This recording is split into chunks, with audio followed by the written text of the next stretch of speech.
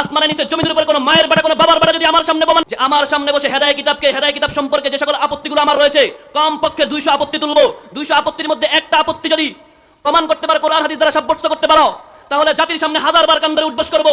আর আমি যদি প্রমাণ করতে পারি হেদায়েত কিতাবে হাজার হাজার বক্তব্য কোরআন হাদিস বিরোধী আছে, মানুষের ঈমান নষ্ট করা, আত্মা নষ্ট করবে হেদায়েত কিতাবের মাথাগুলো এই জাতিকে দিনের পর দিন বিভ্রান্ত করছে, এই জাতির ঈমান আমল নষ্ট করছে, তাহলে হানাফি ভাইরা আমার সাথে বসো। আসসালামু আলাইকুম ওয়া রাহমাতুল্লাহি ওয়া বারাকাতুহু। মারুফ কাসেমি শাইখ বলছিলেন? আমি রাকিবুল ইসলাম বলছিলাম। আপনি হেদায়া কিতাবের বিষয়ে কিছু ভুয়া বক্তব্য দিয়ে বেড়াচ্ছেন, এই বিষয়ে আপনার সাথে কথা বলবো। আমার ইচ্ছা নেই আপনার সাথে কথা বলার। তাহলে চ্যালেঞ্জ দেন কেন? এত ভয় পেয়ে যান, গলা শুকিয়ে গেছে, মাহফিলে দাঁড়িয়ে দাঁড়িয়ে বলেন যে হেদায়ের এটা ভুল, আপনি কান ধরে তওবা করবেন হাজার হাজার মানুষের সামনে। তো কথাই না বললে আপনার কান ধরাবো কিভাবে? কথা যদি আপনি না বলেন কান ধরাবো কিভাবে আপনাকে? ভাই আপনি কথা বলেন, হেদায়ের মাসলা নিয়ে আপনার সাথে বসবো।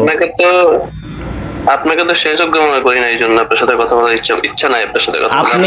আপনি মাহফিলে বলেছেন, আপনি বলেছেন এই কথা যে কেউ যদি প্রমাণ করতে পারে, হানাফিরা, আমি হানাফি, আমি প্রমাণ করব আপনার সামনে। আপনি কথা ইচ্ছা নাই মানে এই কথা বললেই হবে, এড়িয়ে গেলেই হবে।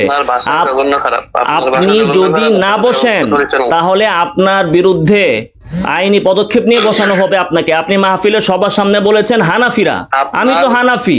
যদি আপনার এত পাওয়ার থাকে আইনি পদক্ষেপ, আরে বাবারে, আপনি পালাচ্ছেন কেন? হেদায়ার কোন মাসলা নিয়ে আপনি বসবেন? আসেন, আপনি ওই যে 2 বছরের ভেতরে মৃত্যুবরণ করার পর, স্বামী মৃত্যুবরণ করার পর 2 বছরের মধ্যে যদি সন্তান জন্মগ্রহণ করে তাহলে এটা স্বামীর সন্তান হবে। এই মাসালা আপনি কোরআন হাদিস এর ভিত্তিতে ভুল প্রমাণ করেন। যদি আপনি প্রমাণ করতে পারেন 50,000 লোক নিয়ে আমি সালাফি ধর্মে যোগদান করব। যদি আপনি এটা কোরআন সুন্নাহর মাধ্যমে, হাদিসের মাধ্যমে হেদায়ের এই মাসালা যদি আপনি ভুল প্রমাণ করতে পারেন, 50,000 লোক নিয়ে আমি সালাফি মাযহাব গ্রহণ করব। আর যদি আপনি প্রমাণ করতে না পারেন তাহলে আপনি বলেছেন হাজার হাজার মানুষের সামনে কানে ধরবেন। এখন আপনি আসেন, আপনি প্রমাণ দেন, কোরআনের আয়াত অথবা হাদিস দিয়ে প্রমাণ করেন যে হেদায়ের এই মাসআলা কিভাবে ভুল হয়েছে। আপনি ইলমি আলোচনা করেন। ইলমি আলোচনাই তো করছি, কোরআন হাদিস কি ইলমের বাহিরে? ভিডিও করে মানুষের সাথে খারাপ ব্যবহার। না, খারাপ ব্যবহার কেন? আপনাকে তো আমি সুন্দরভাবে আমি আপনাকে বলছি যে হেদায়ের এই মাসালাতে কি ভুল আছে আপনি আমাকে বলেন। আপনি যদি মনে করেন যে আপনি সালাফি হয়ে হক হয়েছেন, আমি সেই হক গ্রহণ করব। ভাই আমি 50,000 লোক নিয়ে, শুনেন ভাই, ঠান্ডা মাথায় কথা শুনেন, আমি 50,000 লোক নিয়ে আমি আপনার ধর্মে আসবো। তাহলে আপনি কেন আমাকে হক বুঝাবেন না? আপনি কেন আমাকে হকটা বুঝাবেন না? আপনি কথা বলতে ইচ্ছা নাই মানে রাসূলের আদর্শ কি এমন ছিল যে কেউ হক বুঝতে চাইলে সে বুঝাবে না? আপনি আমাকে বুঝান কোরআনের একটা আয়াত অথবা একটা হাদিস দিয়ে আপনি বুঝান যে এই মাসালা কোন জায়গায় ভুল আছে। আপনি হক বুঝবেন অবশ্যই। আবু জাহেলের যদি নবী দাওয়াত দিতে পারে, আপনি কেন? এই জন্য তো আরো বেশি আমাকে দাওয়াত দিবেন। আমার ভাষা যদি খারাপ হয়, আমার কথা যদি খারাপ হয়, তাহলে তো আমি আরো দাওয়াত পাওয়ার বেশি উপযুক্ত। নবী সাল্লাল্লাহু আলাইহি ওয়াসাল্লাম তো সবচেয়ে বড় বড় আবু জাহেল, আবু লাহাবের কাছে গিয়েছে। আপনার দৃষ্টিতে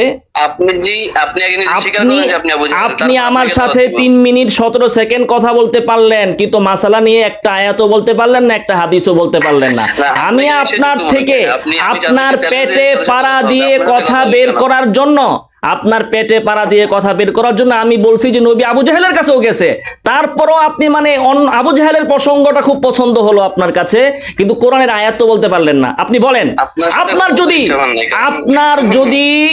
আপনি যদি ইহুদি নাসারার দালাল না হয়ে থাকেন এবং নিজের পেট ভরার জন্য যদি আপনি সালাফি না হয়ে থাকেন, এই যে দেখেন মারুফ কাসেমি ভণ্ড কল কেটে দিল, তাকে আবার কল দেওয়া হচ্ছে, দেখুন কল কেটে পালিয়েছে, এখন কল আর ধরছে না। এই যে দেখুন ভণ্ড সালাফিদের অবস্থা, হেদায়া কিতাবের ভুল ধরে, কিন্তু চ্যালেঞ্জ করলে তখন পিছপা হয়ে পালিয়ে যায়।